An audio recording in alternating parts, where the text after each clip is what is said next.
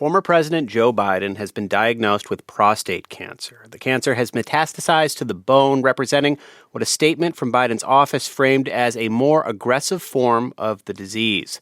This announcement comes just 4 months after Biden left office. With more on this, we are joined by NPR reporter Luke Garrett. Hey, Luke. Hey. What do we know?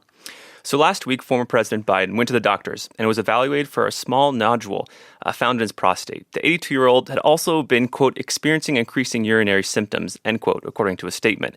It goes on to say that Biden was diagnosed with prostate cancer on Friday and that the cancer received a Gleason score of 9. This means it's a more aggressive case.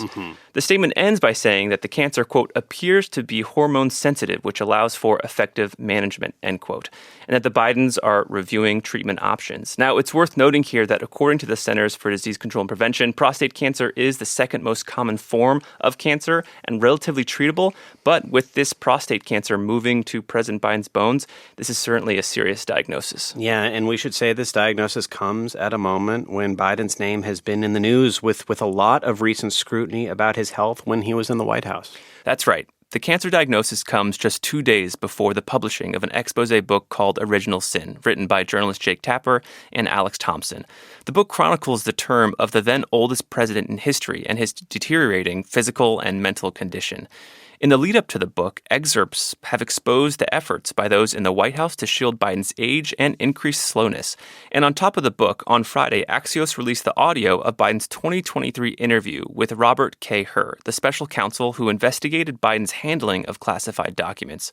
That audio showed Biden's fragile voice and his struggles to give dates and details. Now, those close to Biden have defended him and his presidency, despite the book and the audio. And it's also worth noting here, Scott, that NPR hasn't confirmed the book's reporting and also hasn't independently verified the authenticity of that audio.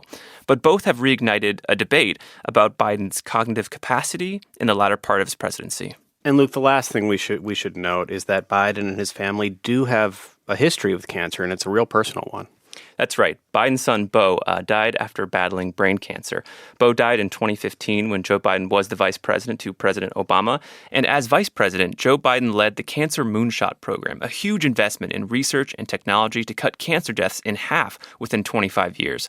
So that's been a personal issue for him as vice president, and he continued that as president as well. NPR's Luke Garrett, thank you so much. Thank you.